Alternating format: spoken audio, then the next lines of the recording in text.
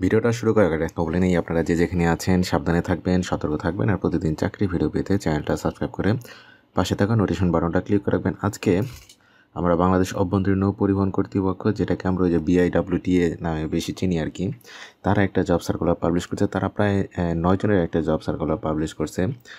আজকে আমরা এটা নিয়ে কথা বলবো। এটা হচ্ছে তাদের অফিসিয়াল বিজ্ঞপ্তিটা। আমি এই ডিটেলসটা ভিডিও ডিসক্রিপশনে আমি একটা লিঙ্ক আকারে দিয়ে দেবো, সার্কুলার লিঙ্ক, পাশে লিঙ্কটা পাবেন। ওইটা ক্লিক করলে এই ডিটেলসটা আপনারা এখানে পাবেন।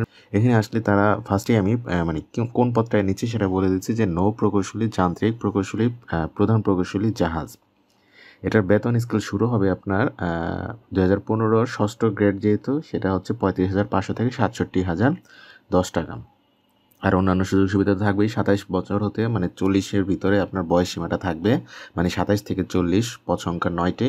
আর সংশ্লিষ্ট ক্ষেত্রে 8 বছরের চাকরির অভিজ্ঞতা থাকতে হবে, যন্ত্র প্রকৌশলী ডিগ্রি অথবা সমমানের ডিগ্রি থাকতে হবে, অথবা যান্ত্রিক নৌ প্রকৌশল, তড়িৎ প্রকৌশলী, ডিপ্লোমা সহ সহকারী প্রকৌশলী পদে চাকরিকালে 8 বছরের হতে হবে আর কি। এরপরে কীভাবে মানে অ্যাপ্লিকেশন রুলসটা এখানে ওই 1/3/2024, মানে আজকে ফেব্রুয়ারি, তো এটা মার্চের 3 তারিখে প্রার্থীর বয়স উল্লেখ করতে হবে। প্রার্থীর বয়স ন্যূনতম 27 বছর পূর্ণ হতে হবে।